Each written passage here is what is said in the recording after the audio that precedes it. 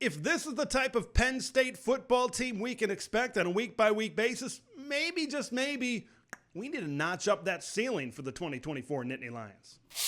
From LA to Piscataway, all Big Ten all year long. This is Big Ten 10. What a great jumping off point for Penn State after this big week 1 victory against the West Virginia Mountaineers. Look, you look around to the rest of the Big Ten, you look at some of these Thursday games, some of these Friday games, teams came out a little slow and rusty in the first half. You go into halftime, hey, some of them got it together. You look at others, slow and rusty in the first half, go into halftime, slow and rusty in the second half. Didn't look great, right? As well. Penn State looked good from the outset. They look good in the second half as well. They look good in 60 minutes of this football game against West Virginia. And this had the potential, right, going on the road to Morgantown. Look, you look across the rest of the Big Ten Conference, and this was the second best game. Probably USC and LSU is certainly number one. This was the game where, hey, some people actually predicted on national platforms, some people predicted West Virginia to get the home win over Penn State. Not this guy, right? We knew kind of how this one was going to go down. You're going to hear me say, just like I said in the preview, a lot during this reaction, because I think a lot of things kind of went down the way I expected them to. But to be able to start off hot and be able to gain that confidence, going to be saying a lot of that word, confidence, throughout this reaction as well. For them to be able to start this way, you look at this favorable schedule, the confidence is here. It's not here like maybe some other Big Ten teams. It's here, and it's going to continue to rise and rise and rise and rise before you get to some of those games like USC, where you know you're going to have to be good on the offensive side of the ball, where you know against Ohio State at home, that is maybe the best defense in college football. You got to be good on the offensive side of the ball. If they want to get one of those big wins, they got to keep on building off of this, and this is certainly a great way to start off. So this is example number one. Hey, this is what we talked about in Big Nation earlier in the week.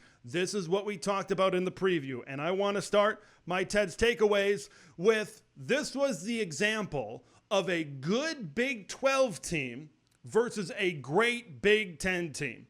Penn State was bigger, stronger, and faster all across the board for 60 minutes over the West Virginia Mountaineers. Let's start first with bigger and stronger. How do you stop West Virginia? We talked about it in the preview. See, there it is again. We talked about it in the preview earlier in the week. Okay, if Penn State can come up to the line of scrimmage, and if they can keep this West Virginia run game in check, they're going to have a good day.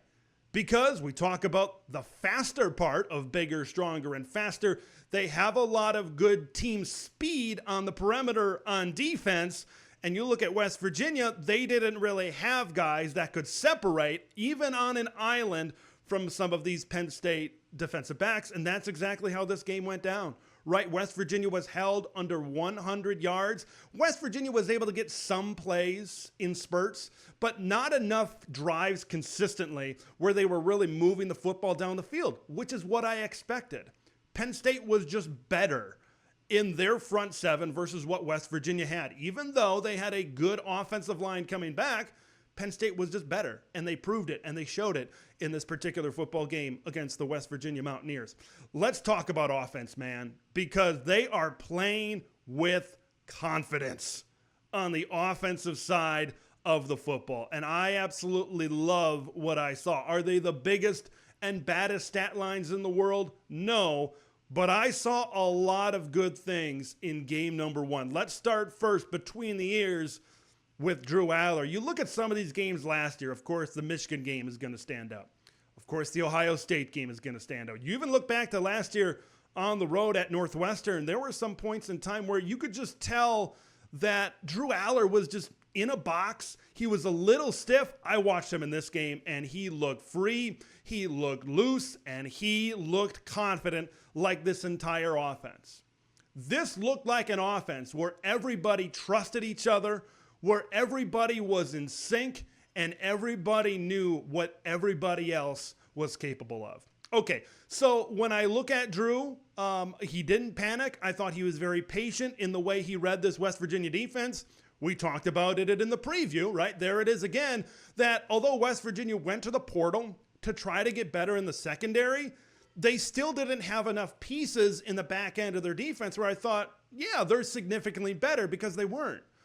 And what Andy Kotelnicki was able to scheme up, he schemed up some confidence for this Penn State offense. He schemed those guys open, and then when Drew Allar was able to keep on throwing the football and keep on gaining that confidence, it really opened up so much more for this Penn State Nittany Lions offense. And I tweeted it during this game.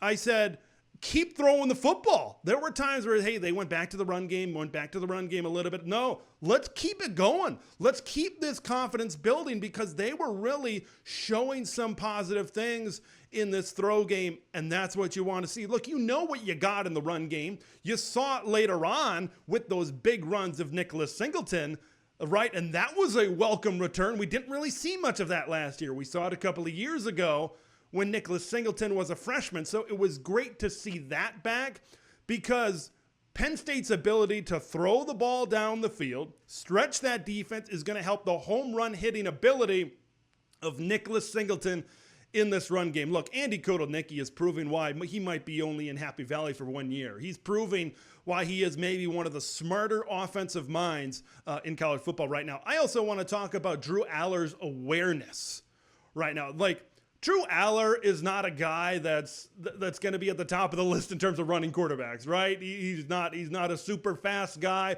but man, his awareness I thought was really good. And you saw, like, you didn't see any of this last year, but you saw exactly what he can be as a runner, not only as a scramble, but there were some designed run concepts as well. I remember early in this game, we're seeing speed option with Drew Allar.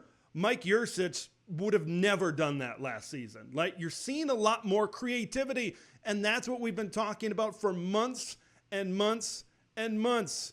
Creativity, scheming up some offensive success, and you saw it in game number 1. Took advantage of the matchups in the secondary. Harrison Wallace getting some big plays early on in this game. Look, we didn't see a lot. I don't know if we saw anything. Did Julian Fleming get a catch in this football game? But you saw a lot of other pieces get involved. You saw Amari Evans over the top. And if you can see some of those other pieces get involved in the football game and on this football team and on this offense, Penn State, they're certainly going to be a force to be reckoned with in this game as well. Let's talk about this defense. Let's talk about it for a minute, because West Virginia just seemed out of rhythm for this entire game. They were pushing back West Virginia at the line of scrimmage. They were getting into the backfield, right? And they were causing disruptions. They were causing havoc, and that's what you need to do against a team that really capitalizes on the run game, like the West Virginia Mountaineers do, being able to play on that side of the line of scrimmage. And if this defense can continue to play like this, because what I saw, now, I know West Virginia isn't a team that's going to be great probably throwing the football down the field. We said that in the preview, and I think we saw it in this football game, right? But if they can continue to play like this, and once again, in the pass rush, we didn't really see Danny Dennis Sutton and Abdul Carter maybe create as much havoc as we thought. We know that's going to increase as this season goes along. But if this defense can stay at this level, this is a top-level defense for Tom Allen, which should surprise absolutely nobody. Let's talk about the weather delay for a minute. It was right at halftime. Now, Penn State had a lot of momentum at the end of the first half. A weather delay can do a lot of different things. You know, the expectation of maybe what a weather delay can do in this particular situation is Penn State's hot. You get cooled down for 2 or 3 hours, and they might come out a little bit sluggish because it's a brand new game, right, in the second half. But there were a lot of West Virginia fans that just did not show up for the second half. You saw it on the broadcast. I heard it from people that were at the game that, you know, the crowd just didn't have that juice that it did in the first half. And then when Penn State was able to go all the way down the field and get into the end zone, I thought it was over at that point, right? And then you saw the way the rest of this game unfolded, where maybe some frustrations, even though West Virginia was able to get a touchdown there later in the game, but they were kind of frustrated the way things were going on the offensive side of the football for the blue and gold of West Virginia in this particular football game. It is a great way to start the college football season for the Penn State Nittany Lions. I can't wait to see where they jump off from here. Because Drew Allar, we know all about his arm talent. We know that he can be one of the best quarterbacks in the Big Ten from a talent perspective. Now when you have the pieces around him kind of picking up the slack, and now you have the scheme that fits, and now you have the personnel that fits in different situations, this is all going to come together. And it makes this Big Ten championship race at the top where everybody's slating Ohio State, everybody's slating Oregon. Now it's week 1 where this is not overreactionville. It's only week number 1. But you got to take this and maybe take a little bit with a grain of salt, but you got to look at the way Penn State was able to come out early and often and control the pace of play and how confident they looked on offense. We know the defense is going to be great, even with a new coordinator. But if the offense can continue to play like this, Penn State could be a very dangerous team in 2024. I want to hear your thoughts. Do you think Penn State can jump up into that Big Ten championship conversation? Were you impressed with the confidence that they played on the offensive side of the football? Leave all of that in the comments below. I'm Big Ten Ted. We will see you in the next one. Thanks for watching Big Ten Ted, where it's all Big Ten all year long. Make sure to like the video to spread the word of Big Ten Ted to the masses, and subscribe to the channel for updates on Big Ten content that drops every day.